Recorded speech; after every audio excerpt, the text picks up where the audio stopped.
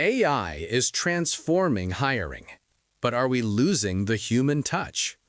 Today, AI is screening resumes, scheduling interviews, and even deciding who gets shortlisted. It's fast, efficient, but increasingly impersonal. Candidates can feel it instantly when hiring feels automated and transactional. And that's where the real problem begins. Because AI can process data, but it cannot understand people.